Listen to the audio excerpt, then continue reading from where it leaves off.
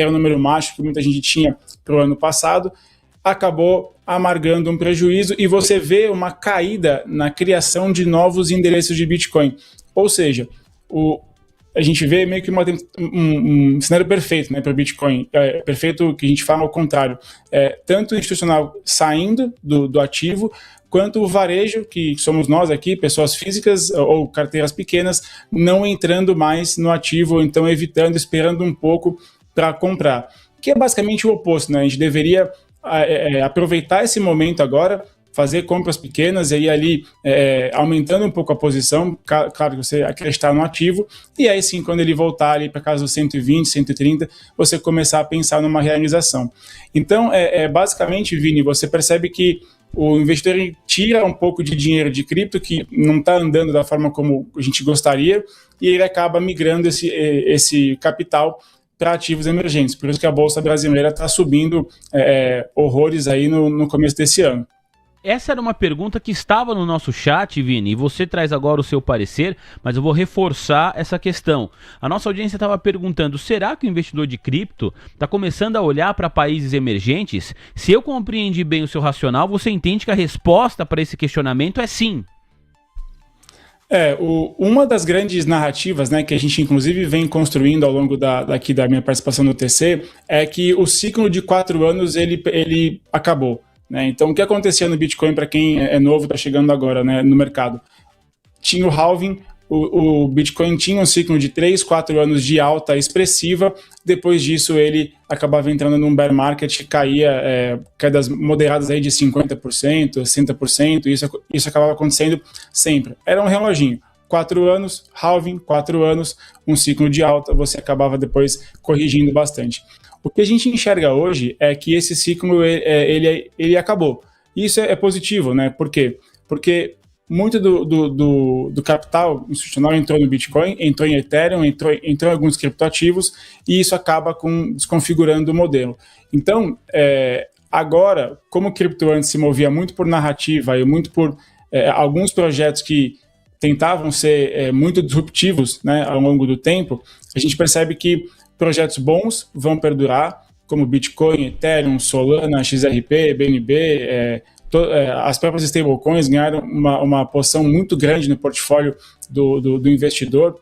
Então, isso acaba perdurando, e a narrativa, que é o que vinha antes e que dava assim, aquele hype no mercado, que você via projetos subindo 50% em uma hora, 100%, 1000%, isso acaba dando um passo para trás, até 2, e não acontece mais. Por quê? Porque agora tem capital grande no mercado e eles estão olhando, sim, não só para cripto, mas para outros ativos. Então, imagina um investidor que entrou no ETF de Bitcoin lá atrás a 90 mil. Ele vê que o ativo dele em novembro, desde outubro, novembro do ano passado, ele está andando de lado, e ele vê a bolsa aqui brasileira subindo 10% em questão de 15 dias, ele fala assim, cara, vou rotacionar um pouco, vou tirar daqui, vou voltar para cá, quando esse mercado voltar a se aquecer, eu trago o dinheiro de volta. Então, sim, é meio que um rotation, que a gente sempre fala, de sair um pouquinho de cripto e ir para o mercado que está bombando. Esse investidor, ele não tem aquela ânsia de chegar primeiro. Ele espera o Bitcoin voltar para 100 mil, 110 mil, e ele fala assim, bom, ok, o fluxo voltou para cá, vou voltar para cá e vou aportar. Porque quando ele aporta, muito provavelmente o preço vai dar aquela estilingada para cima. 3 dúvidas da nossa audiência para você, Vini, relacionadas só a Bitcoin. Daqui a pouco tem uma que é sobre criptoativos em geral, mas trata mais fortemente de Bitcoin, e depois a gente vai falar de Solana, vamos falar de Ethereum também, XRP, para saber se esse cenário que você desenhou também vale para esses outros criptoativos. A primeira pergunta é do Júnior. Ele diz o seguinte: na minha avaliação, existe também uma perda da confiança no mercado cripto decorrente da liquidação em massa no dia 10/10 de 2025. Foi um evento devastador, nas palavras dele. Você entende que há essa perda de confiança também, Vini? Ou aqui o que há é uma mudança do perfil do investidor que parou, ou pelo menos diminuiu, o grau de alavancagem que operava no mercado cripto? É um pouco dos dois. Então, se a gente separar em dois grandes blocos, né, aquele investidor grande, pesado, que põe muito capital e acaba operando alavancado 20 vezes, enfim, ele opera muito volume e fluxo, ele entendeu o que aconteceu, falou assim, cara, vou tirar um pouco o pé da água, deixa o mercado acalmar e aí eu volto aos poucos me alavancando de novo. Então esse cara, ele entende do mercado, ele sabe que foi um evento fortuito ali, que infelizmente aconteceu, e ele desalavanca um pouco para não sofrer novamente caso venha acontecer. A gente espera que não. E do outro lado, o investidor de varejo, né, aquele cara pequenininho que às vezes separa um pouco para investir em cripto, quer tentar um mercado diferente, quer alavancar um pouco mais, quando ele toma uma porrada dessa e ele acaba sendo varrido do mercado, que foi o que aconteceu, ele não volta mais. Então a gente sabe, tem estudos aqui que o investidor que entra sofre um stop loss, né, desse, ou um margin call, que a gente chama, que é a chamada de margem, que a corretora tem que zerar a operação dele, dificilmente esse cara volta. Então, sim, acho que é um pouquinho dos dois. Um lado, reduzindo um pouco a exposição à alavancagem, tanto que contratos futuros, né, de Bitcoin e Ethereum estão menores do que a semana passada e que os últimos 7 dias na média móvel, então também é o dado que eu queria trazer. Esse cara acaba saindo um pouco dessa exposição, e do outro lado, quem foi se aventurar e acabou tomando um revés desse grande, ele acaba pensando 10, 15 vezes, e também ele olha para o outro lado, né? Ele vê o vizinho dele investindo em renda fixa, ele vê o vizinho dele investindo em bolsa brasileira, e ele fala assim, cara, deixa eu esquecer um pouco disso aqui, vou investir em ações do Brasil que estão subindo 10, 15%. O Antônio, acho que ele está considerando o movimento técnico. Ele pergunta se nas suas projeções, Vini, num cenário de continuidade de queda do Bitcoin, o criptoativo pode buscar o patamar de 82 mil dólares. O que você pode responder aqui para o nosso telespectador, por gentileza? Eu até falei com um amigo meu ontem, eu vou tentar achar aqui o valor que eu falei para ele, mas acho que era 81.400, se não me engano, foi o suporte que eu tinha desenhado aqui para o Bitcoin. Acho difícil, porque, como a gente vem comentando, Vini, vai casar com o preço médio dos ETFs, né? Então, muita gente que lá em janeiro de 24 comprou o ETF de Bitcoin e está nesse preço médio, vai tentar defender a posição. E aí, se cair de 81, não sei, a gente não tracei aqui qual que é o próximo suporte, mas para mim 80, 81 deve ser uma zona que o Bitcoin não passa mais. Aí, se passar, é a questão de a gente tentar entender o que está acontecendo novamente, voltar a estudar e ver qual é o melhor cenário para o ativo. Mas abaixo disso eu acho muito difícil chegar. Suporte, portanto, bem relevante, essa região de 81.400, região de 82 mil dólares. Essa é a resposta para você, Antônio, para todo o nosso público do Vini Volpatti. O @tradercmpr, membro do canal, traz a seguinte pergunta: Vini Volpatti, qual é a sua opinião? O que você acha da hipótese de que a computação quântica pode viabilizar a quebra de criptoativos? Não sei se é exatamente esse o termo correto, escreveu aqui o nosso telespectador entre parênteses. Quebrar a regra da criptografia do Bitcoin. Ah, eu entendi o que ele quis dizer aqui. O Bitcoin, ele precisa ser minerado, não é isso, Vini? E aí você tem super máquinas, computadores fortíssimos para conseguir minerar esse Bitcoin e descobrir ali o algoritmo que vai te entregar esse criptoativo. A pergunta do nosso telespectador é sobre a quebra dessa criptografia à medida que você tem cada vez mais computadores avançados, inteligência artificial, inteligência quântica. Isso é um problema para esse segmento ou não? Vini, há 5 anos atrás eu falaria que não é um problema. Agora, assim, não é que é um problema. Existe um número mágico que eles estão falando, que são 3.500, e aí não vou saber o termo específico em si, mas que K-bits, alguma coisa assim, de processamento para conseguir fazer com que essa chave seja quebrada. E aí, qual que é o grande problema aqui?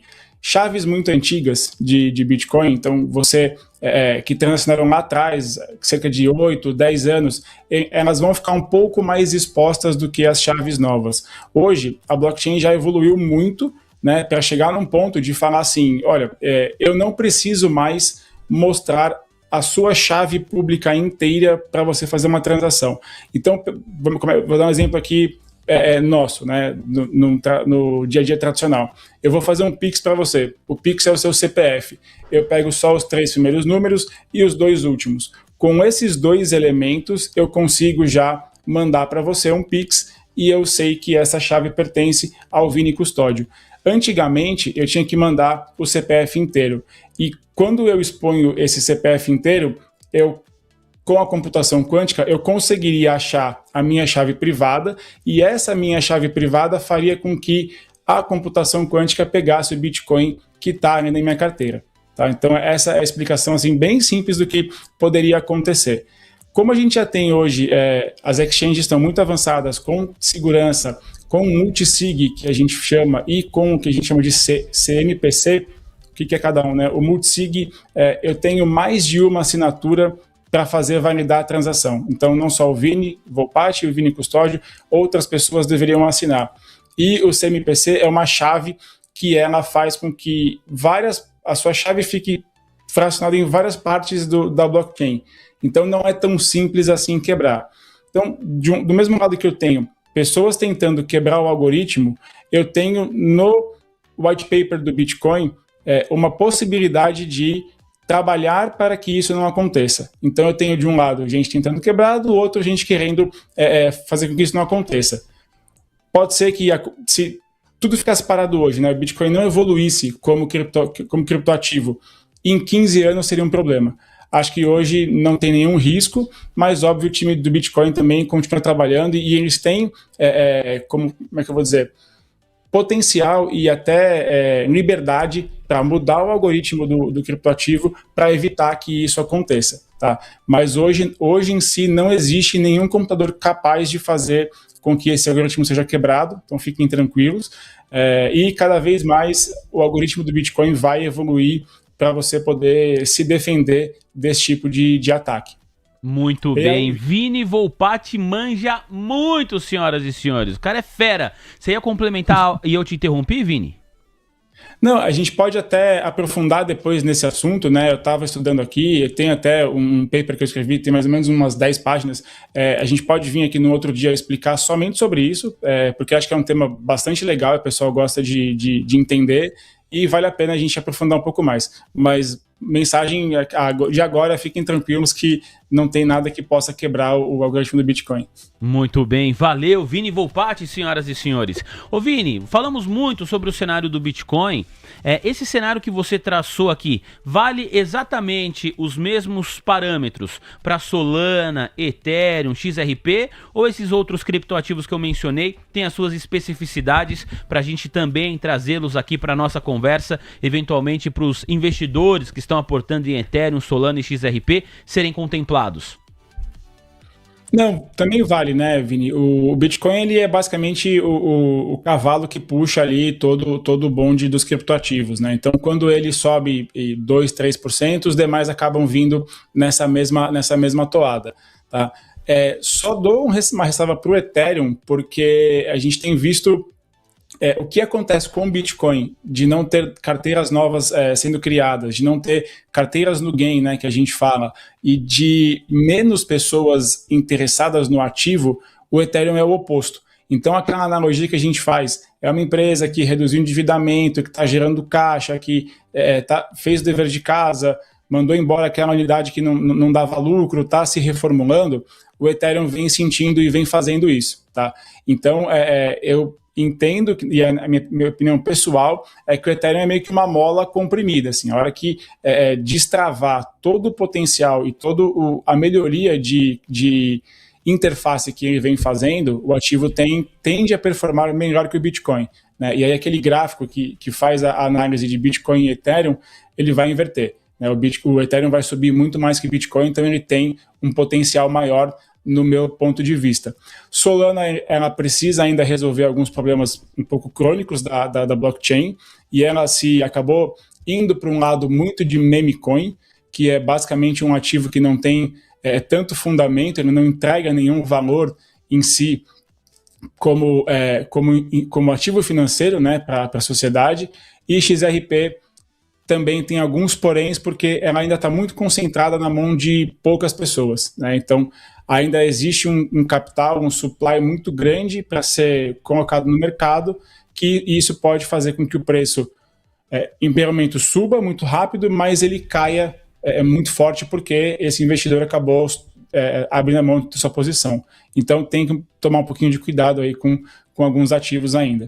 Muito obrigado, Vini. Para a gente encerrar a sua participação, já mencionei aqui na semana passada, estou aprendendo muito com a nossa troca aqui de toda terça-feira, mas também com o material que você escreve mais do que uma vez na semana sobre o mundo de criptoativos. É gratuito, você pode receber aí no seu e-mail. Eu cadastrei o meu e-mail aqui do TC, então recebo sempre essas publicações de graça do nosso Vini Volpatti. E aí, uma das que me chamaram a atenção, na verdade foram várias, mas essa aqui em especial, conversei com o Vini ao longo da semana para a gente abordar esse assunto no Almoção de Negócios. A NYSE, que é a Bolsa de Nova York, quer colocar ações na blockchain.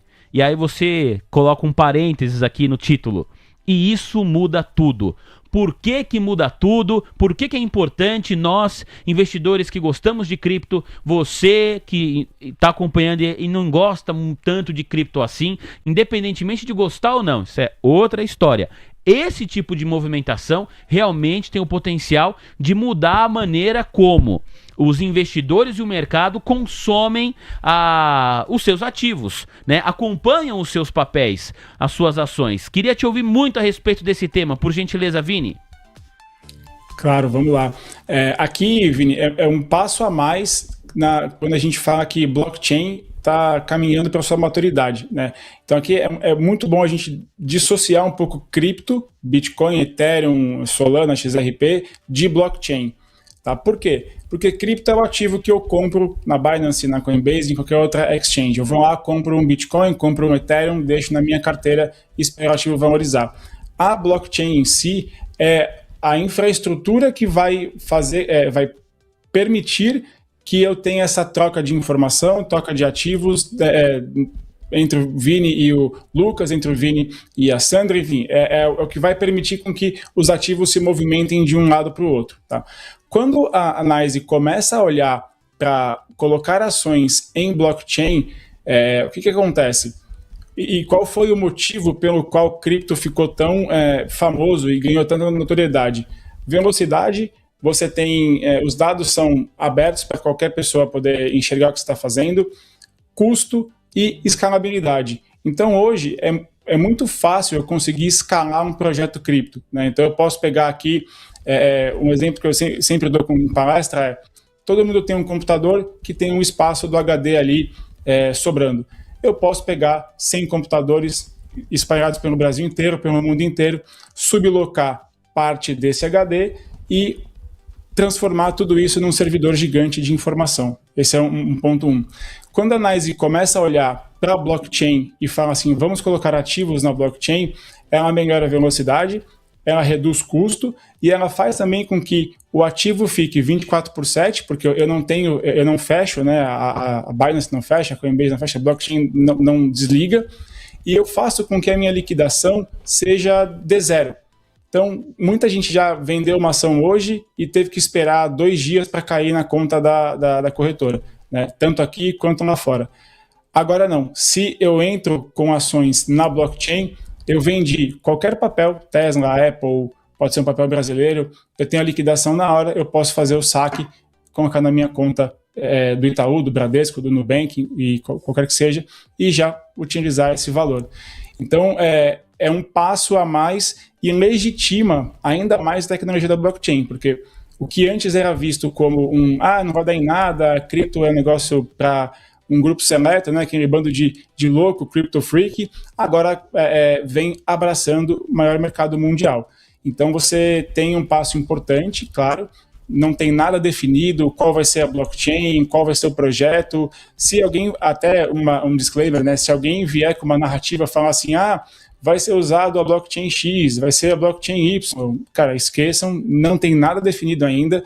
Muito provavelmente eles não vão usar nenhum projeto que tem disponível, eles devem fazer o seu próprio, porque aí você tem uma governança maior, tá? mas não cair em narrativas de que li uma matéria, ouvi alguém, ou escutei alguém falar que vão usar Ethereum, vão usar Solana, qualquer coisa. Vini, mas isso é muito, muito legal. E tem que estar realmente no radar, porque são revoluções. E, de novo, acho que é a segunda vez que eu uso essa palavra aqui na semana, no Almoção de Negócios. Falei ontem, estou falando hoje mais uma vez. Mas essa é uma revolução realmente que pode acontecer e que mudaria de maneira severa a maneira como nós estamos acostumados a acompanhar o mercado financeiro. Mudaria, inclusive, a programação da TC News. Se o negócio é 24/7, Lucas Wood, não dá para tirar mais férias 3 vezes no ano, não. Vai ter que trabalhar aí um pouco mais, viu, meu garoto? Tá bom, confirmado. Tá bom? Se for 24/7. Tá aí. Olha, quero agradecer aqui a participação do nosso Vini Volpatti. Vini, muito legal ter você junto com a gente. Meu, muito obrigado. É sempre uma alegria te receber aqui. Nós aprendemos muito e fica já o nosso compromisso. Semana que vem estamos de novo aqui no Almoção de Negócios. Até lá, meu amigo. Valeu, Xará! Valeu, pessoal. Valeu, Lucas. Tudo de bom para vocês aí. Eu ia fazer uma piadinha com o Lucas, mas eu vou evitar porque eu preciso trabalhar ainda. A internet tem que funcionar bem aqui em casa. Então, até semana que vem, galera. Valeu. Tô com poder, velho. Quem não entendeu o que falou o Vini Volpatti, garotinho. o nosso Gabriel Junqueira foi fazer uma piada com o Lucas Wood, a internet dele caiu forte. Vini, sua internet tá ainda? Tá se mexendo. Um abraço, aqui, até a próxima. Normal, tá tudo. Valeu, pessoal. Até a próxima. Por enquanto, tudo normal. Muito bem, não vai derrubar a nossa Agora conexão não aqui, é só hein? mais pescador, não. É o mago do mercado. Viu? Olha, se autodenomina... É o mago? Se auto-identifica como mago, é isso? O mágico, o mago. Que é Aí isso, que você hein, Lucas escolher. Wood? Te dou essas duas opções aí Além pra de você tudo, no é chat. humilde o nosso garoto. Muito bem. Olha, na sequência vem aí Mestre Beida. Esse título é só dele. O nosso Mestre Beida para falar como ele tá observando essa alta histórica do Ibov. Como que ele tá surfando essa movimentação. Será que o Beida já tá com o pé atrás? Será que subiu demais? Quais são os papéis que estão no radar do nosso Mestre Beida? Tem uma série de pedidos aqui que a nossa audiência foi fazendo ao longo do programa. Vamos perguntar tudo agora pro Mestre Beida. TC News. Seu resultado é nossa marca. O Profit Ultra é a plataforma do trader, completa, rápida e segura. Com o Profit Ultra você identifica o movimento dos big players, automatiza e otimiza suas operações e ainda conta com replay de multiativos, além de muito mais. Garanta agora mesmo o seu teste gratuito da plataforma mais completa do mercado.